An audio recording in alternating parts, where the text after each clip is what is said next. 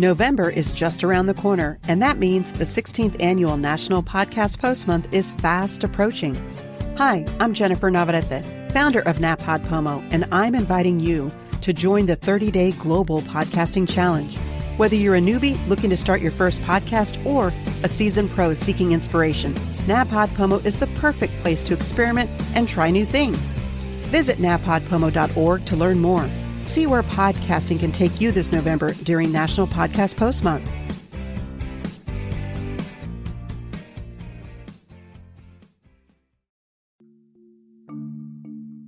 The very best thing that ever happened to me as a new writer, very shortly after we published the first book, which was on inner child work, called Recovery from Codependency, I got a phone call on my answering machine. And the phone call said, "Your book changed my life." And it was like, I can have an impact without being there. I can take what I know. I don't have to be in the room to help somebody transform their lives.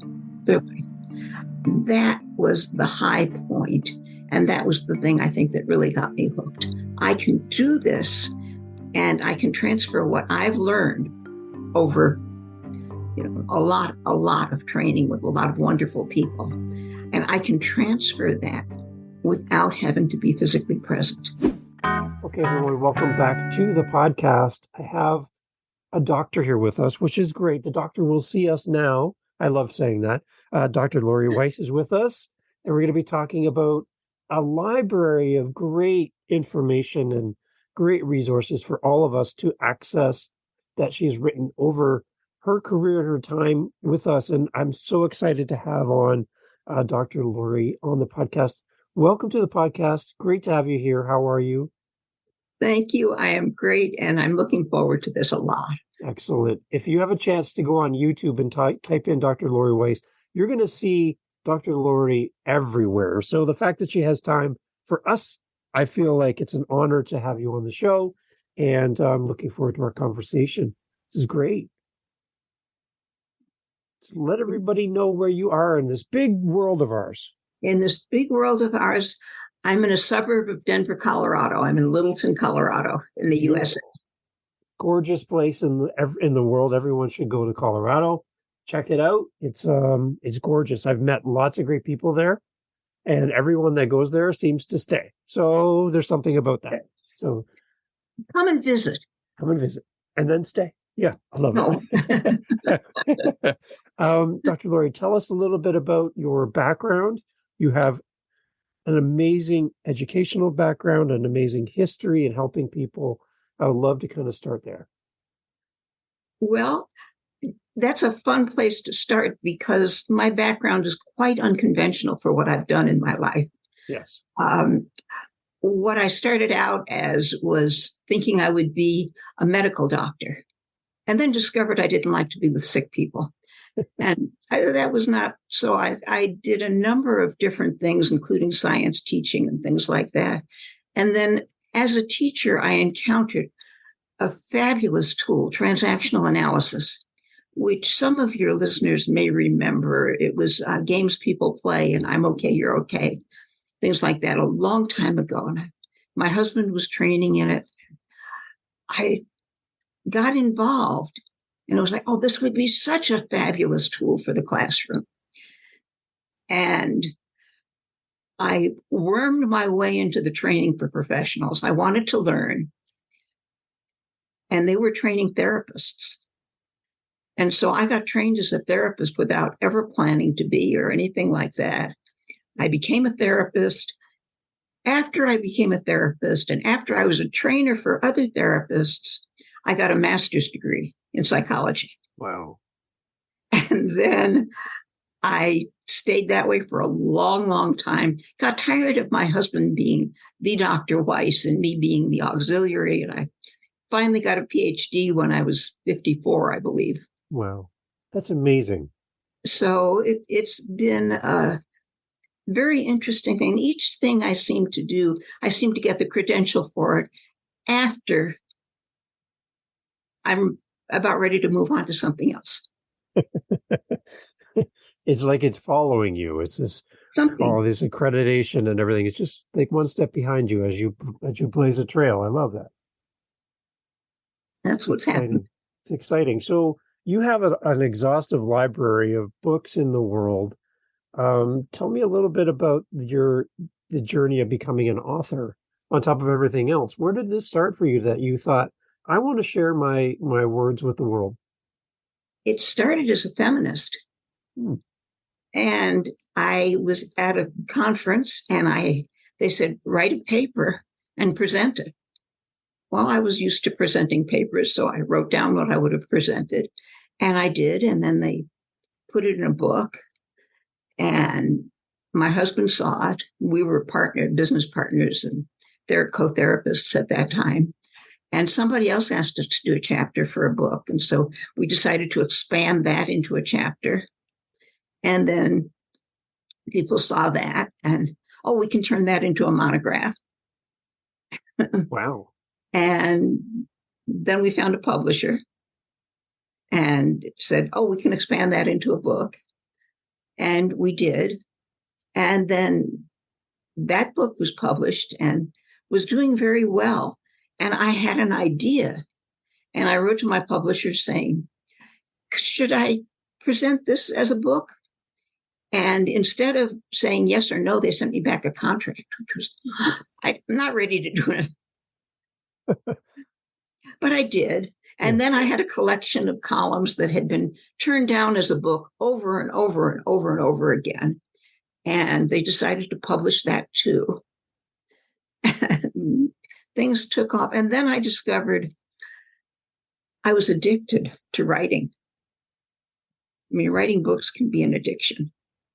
And I kept finding things I wanted to share and sharing them. The first set of things was about transactional analysis and developmentally based psychotherapy and the work we were doing with TA and inner child, which was pioneering work.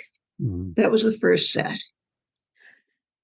I think at that point I went and got my PhD. Yeah, because that was one of the books.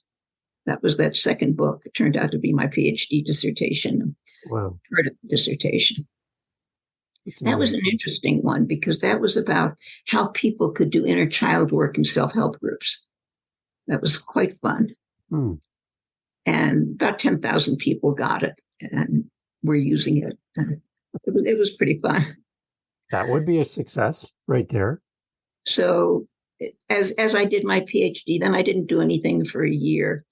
And then I was in a workshop about intuition. And my intuition was it was time to write another book. And I had an idea of what I wanted to write. And I turned around and had a debriefing group. And in that group was a publisher who was starting a new line looking for books just like I wanted to write. So I wrote it. And that was about communication in business. And somewhere along the line, I was going to write something more about communication in business. And I had been seeing a lot of couples as a marriage counselor, as a therapist. And I sat down to write, but I had blocked out time to write. And instead of writing in business, all of a sudden I dreamed all of these relationship tips. And I wrote them. It was one of those things that they just kept coming out of my fingers. And I was sitting there and writing and writing and writing until my butt got paralyzed. I got up. Next day, I did the same thing again and found out that I could work with a developmental team to help refine things. And that was really exciting because I just put out the word online, does anybody want to help me? And I got about 60 incredible people from all walks of life, from, clients to professors. Wow. They all said, we'll help, and gave feedback on it. So that turned into a little booklet. And then I wrote about that, and it turned into a bigger booklet and then online work. And then it became another book. And then I wound up writing a total of 7 books on relationships. Wow. And then I met Logosynthesis. Then I was at 70, I was ready to retire. No, for someone listening to you and they just caught that at 70, you're ready to retire. What a journey so far in your writing career, but you're not at any point, I don't think, I can't see you stopping. There just seems to be this constant feeling and feed for you of great ideas and capturing those thoughts. Do authors ever really stop writing, do you think? Well, I was ready to, but my push, the thing that I have to do is I hear great, complicated professional stuff, and I know that people can use it. And what I want to do is I want to translate it from something that professionals talk in professional talk. Yeah. To something that people talk and people talk. Good. That they can pick up and use. And so that was basically what happened next. I encountered a fabulous treatment process that I was so startled by that it basically changed my whole thought process about how people could change and what was needed. And it was so much easier and so much less painful for people. And I've worked with a lot of trauma people, a lot of people from all kinds of very difficult backgrounds.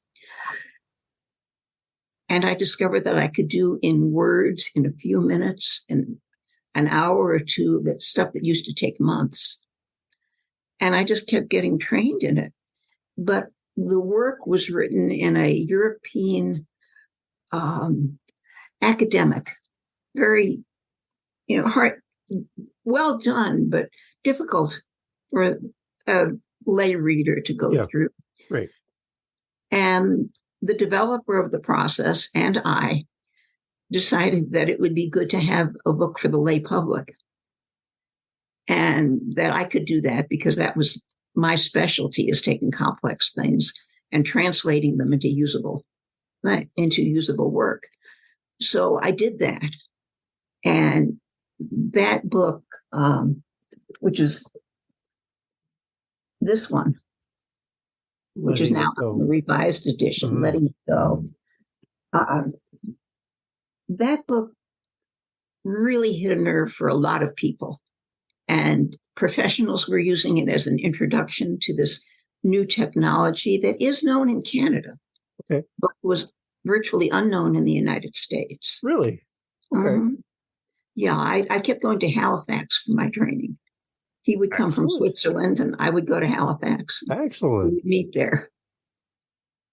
So I did that. And then most recently, I was very interested in what Dr. Willem Lammers in Switzerland, was doing about this process and money.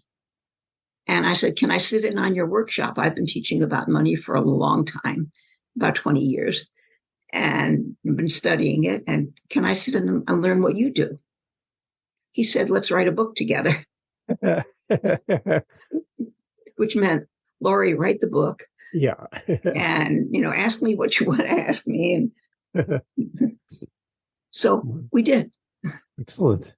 And that's where it stopped so far. I'm working on memoir things now, but I'm kind of playing around with them. I don't know how to write a memoir. I'm taking a class. For some reason, I think you're going to be fine with all the things you've written in the past. I think a memoir is going to be in the book soon for you, for sure. We'll see. Excellent. What about any suggestions for new authors that are listening to us?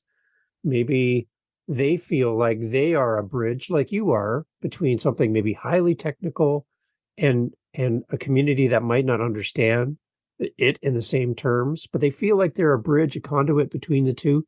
Any suggestions from your perspective on how to take something that's very, very complicated and very, very in-depth and make it something accessible to others? What I learned that made all the difference for me, because I was stuck on writing the application for my master's program. I mean, I couldn't write. I mean, I knew how. Yeah. I'd won a high school essay contest in the state of, where was it? Illinois. I won that, I knew how, but it was so painful and so much work that I couldn't until I took a workshop with a marvelous woman with Joan Meininger, who was long gone. Yeah.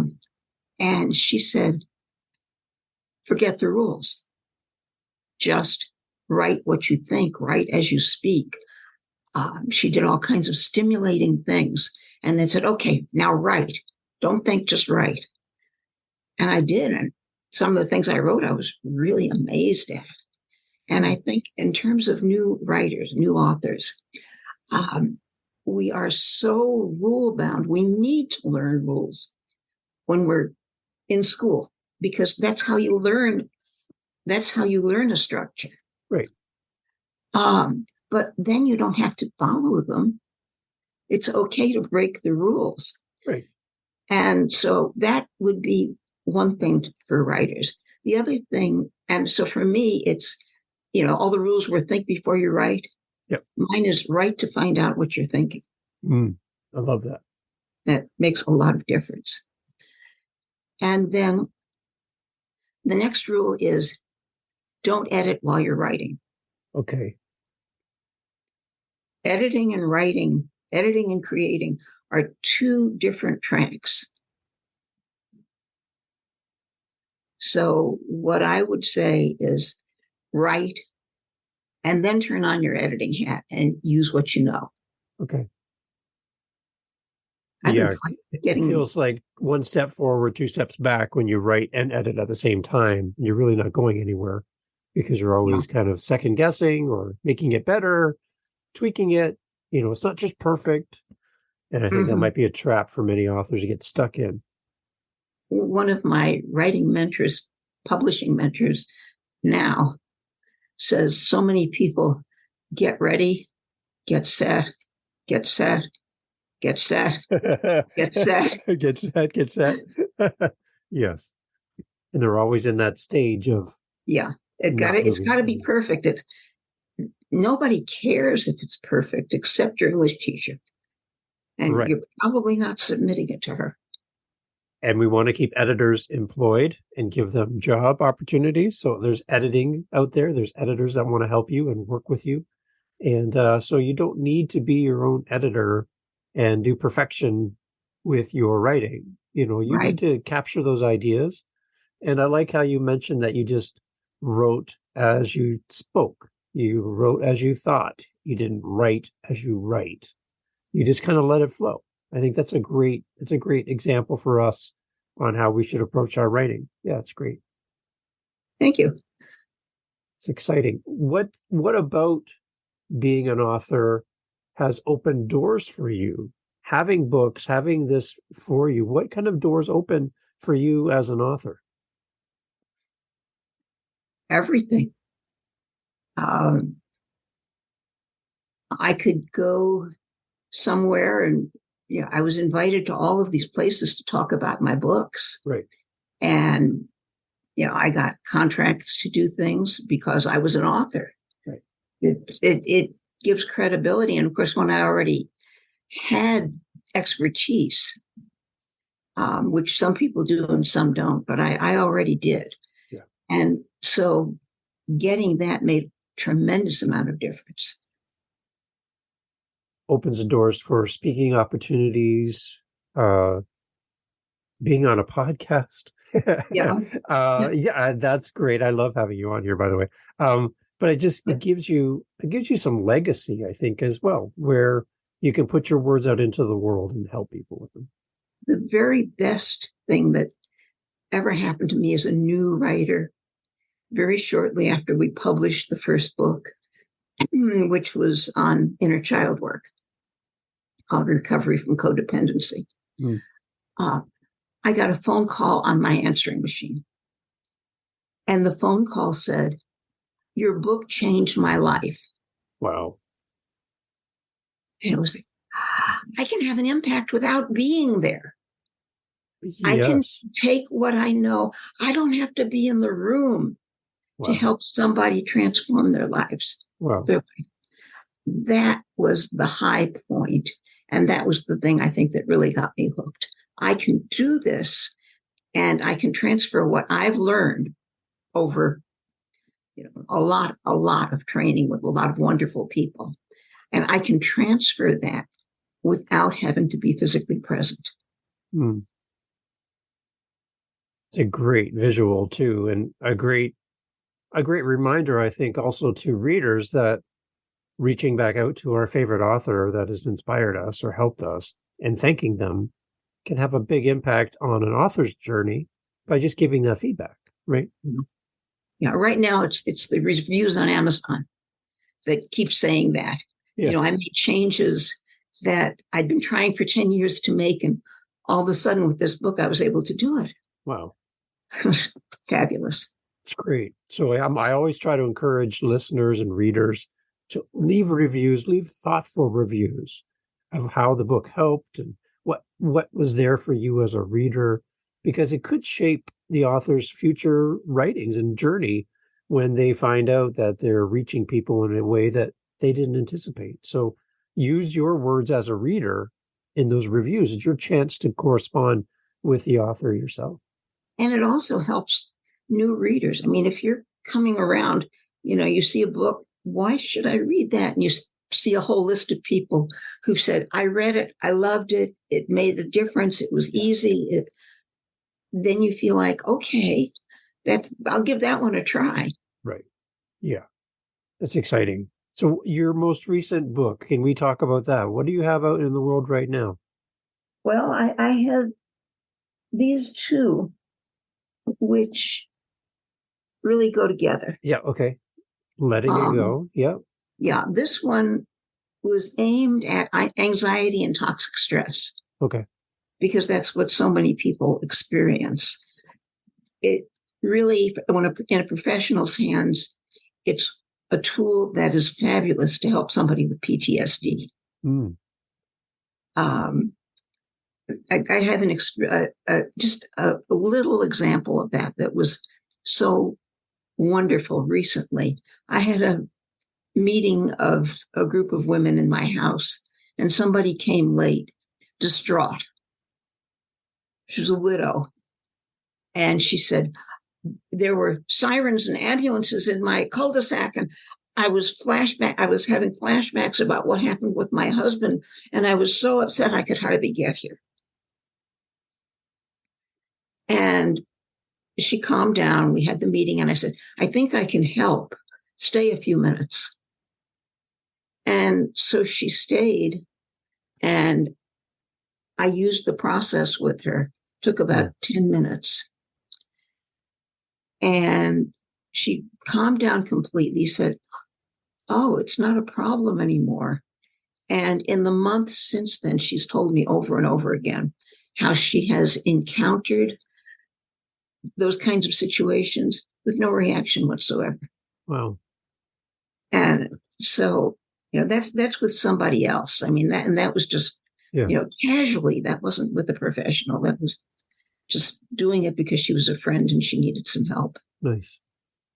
Well, that has to mean something for you as well, to see that transformation happen right in front of you. As a professional, it's wonderful. I mean, I've experienced it myself. Right. That was what hooked me in the first place. I was very upset. And then I thought I had calmed down. I thought everything was fine. And then a friend of mine came along who was proselytizing about this process and asked me what happened. And I said, I was in this restaurant and the noise overwhelmed me and the food burned my mouth and a whole bunch of things. And I never got to eat. Finally, they were paying the bill and I left to calm down, and I did in the parking lot. And I did deep breathing and I did tapping that I know how to do. And then he came out and he said, let me give you these words to say. So I said the words. They didn't make any sense, but I said the words, and I felt this profound sense of relief. I was just so surprised. And I've always been highly sensitive to noise, to overwhelm. That went away. Wow. And never came back. That was when I was 70. That was when I got into this. Wow. That's amazing. So, yeah. So I want to spread the word. Yeah. Because this is so simple and so different than most of the self-help books out there, and it's so easy for people to pick up and use in an hour or two. Nice. That I want them to have it. Excellent. And we know it works. That's the other thing, right? I wouldn't have written about it. I wouldn't have gotten involved if I hadn't had such a huge impact myself. Yeah. And in the first time I was trained in it, nobody really knew what they were doing. The process was very, very new. And so I didn't really know what I had done, but I know that when I got the trip home from Halifax to Denver, which is a long trip, it takes many, many hours with several transfers and things. Yeah. I forgot to be upset on the airplane. Yeah. I forgot. Several years later, I discovered that I had worked on that in the training and completely forgotten it. Wow. I haven't been upset on an airplane since then. That was 13 years ago. Wow. That's incredible. So is there anything that you can share from the book? We don't want to give away everything. We want people to buy the book, obviously. But is there something in there that stands out as we're talking that you could share with us that we could use today, this week, in our daily lives that can make a difference for us? Yes, and I could share the whole thing. I'm happy to, because it really helps to have the book and use it. And I can even give your listeners a place where they can find it for free. Oh, wow. Look at you. So, and they'll want to buy the book. Yeah. Okay, good. Well, we do want to buy the book. Yes. They do want to buy the book, because the thing is that there are 3 sentences.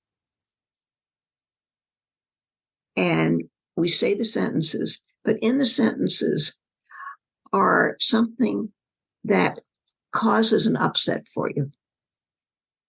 And it's not the upset that we're dealing with. Like somebody can come in and they're angry, and they really want to get rid of the anger, but they don't know what to do, and they're stuck. And we look at what triggered you. Well, my boss talked to me the way my father did. Mm. Okay. So that was the trigger. So we put the memory of the boss saying this, or we even go back and say, my father treating me this way. Yeah. And we go to an image. And that's the part that the book helps you figure out how to do. The words, I'm very, very happy to give you. Hmm. And the words are about retrieving energy.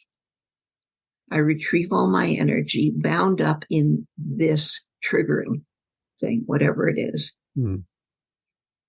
And I take my energy to the right place in myself. Hmm.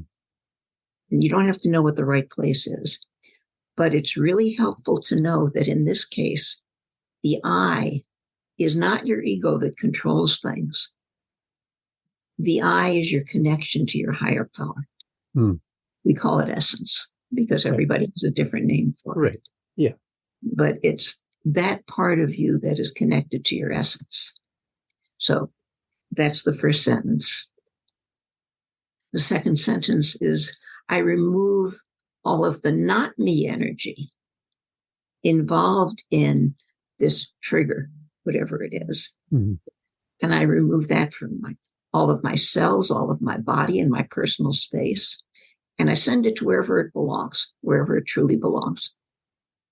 That's the second sentence. In between the sentences, we have people just sit and breathe and notice what they feel, notice what they think, notice the images that come up, notice what their body does until that stops happening. And then we start with the next sentence. Wow. And then there's one more sentence, which is, I retrieve all of my energy bound up in all my reactions to this trigger. And I take my energy to the right place in myself. But the reactions to the trigger are usually what gets people started. Like, I'm reacting. Right. I can't get this picture out of my head. Right. I'm just stuck. And that's what we work with. And then this book takes that process and it applies it to the hangups about money that people have. You know, that money is the root of all evil. Right. You'll never get enough. And who told you that? Why? You know. Yeah. And how to let that go and change it. And this one is filled with exercises, things that you do. Right. This one is all about one basic exercise. Excellent. So these two really do go together, letting go and embracing prosperity, right? Mm-hmm. Yeah. What's the time difference in writing between the two? How close together were they written? The first one was published in 2016. Okay. And then reissued last year, somewhere very recent, revised, because over the time, the process has developed. Yeah. And the resources have developed. And I wanted to make sure that was in this book. Excellent. The second book, I have to look. I can tell you if I look at the date. Let's see. What was the publication date? 2020. 2020. Okay. So 4 years. Okay. Good. Although this one, I didn't release right away because it was ready for release just as the pandemic shut down. There you go. Right. People were not interested in prosperity at that point. So that was, it was there, but nobody was interested in reading it. Timing was terrible. I think it put everybody off in all of their plans, right? And at that point, this is what people were needing. Letting it go. Yeah, exactly. Yeah, because we were all panicked. Yeah. And there wasn't much we could do. Yeah. How far along on the idea of this memoir are you at this point? I downloaded a course on writing for first-time memoirists. And there are 20 chapters. Okay. And with exercises. And I think I've done 17 of them. And what I'm doing with them is I have a special section on my website called Reflections. And I'm just starting to post them because this particular program says, write it in longhand. And I know why, because it gets your brain much more involved and your memories involved. So then I have to get it into the computer and stuff like that so I can post it. But I am posting it on a part of my website saying, I don't know whether it'll ever turn into a real memoir book, but if you want to see what I'm thinking about, here it is. Nice. So we can follow along on the journey then as you're working on that. That's a great way to include your community in the process of writing as well. Yeah. Well, we've mentioned the website. Before we go any further, where is your website? Where do we go for that information? Okay. It is my name, laurieweiss.com. LaurieWeiss.com. And when you get there, what you will see is a free program called Reduce Worry, starting now. Okay. Which is an introduction to one of the books. Excellent. It is a program that you get by email, and it takes you 10 minutes a day for a week. Okay. And that makes you see worry in a whole different way. Excellent. We can sign up for that for free on the website. That's for free on the website. Excellent. And at the very end, it gives you the sentences. Good. I love that. But then buy the book.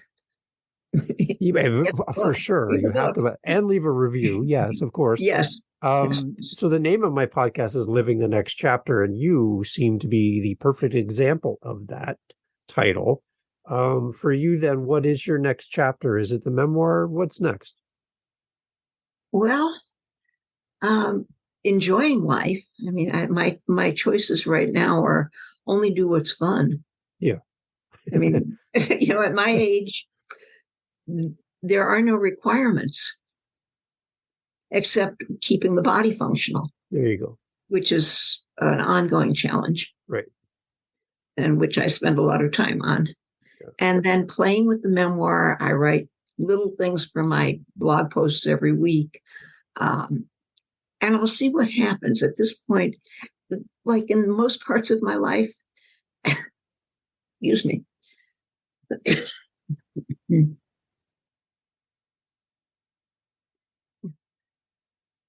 In most parts of my life, when I just let things develop from what I'm interested in, right, then I discover after a while what it is I'm doing. I've done so many things. I've traveled to so many places. I've taught in 13 different countries. Wow.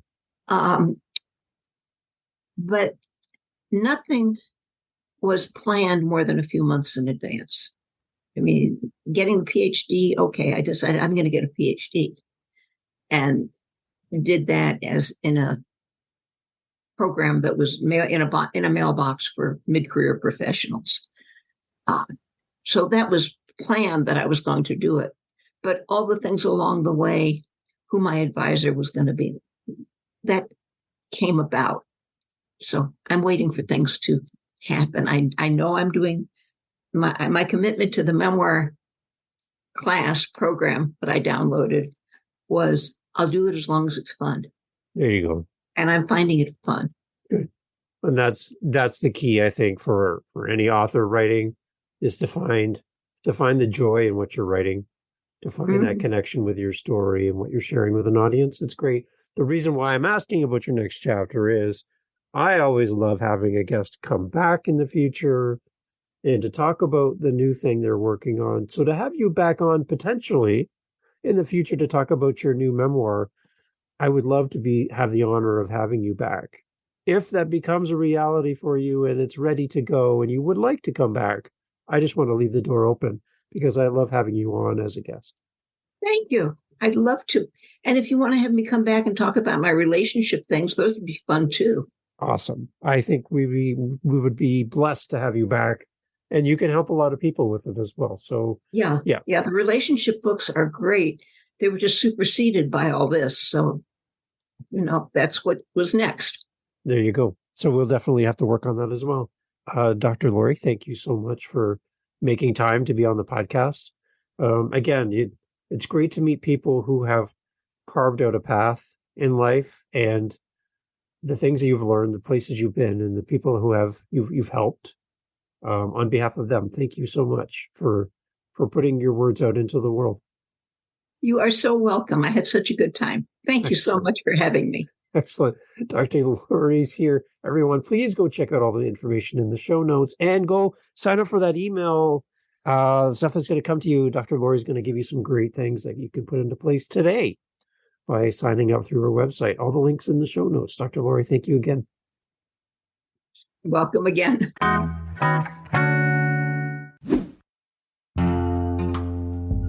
Okay, well, thank you for being here on Living the Next Chapter. I hope you enjoyed this episode. We enjoyed having you here on the podcast. Our authors are amazing. I hope you appreciate their time, their effort to make this possible. If you know an author, if you want to recommend an author, That's a good idea. Hey, if there's an author that you really would love to hear about or hear from, if you tell me, if you send me a message, you speak pipe on our website, livingthenextchapter.com, send me an email, go over to livingthenextchapter.com, send us a message. We will forward your message to that author and say, listen, you are being requested to be on Living the Next Chapter. Our audience can't wait to hear from you. You can help shape the show. Yeah, you. You could do that right now, actually. You got a minute, right? Okay, how about you do that? livingthenextchapter.com. I'll see you over there. Recommend an author. Yeah. See you. Thanks.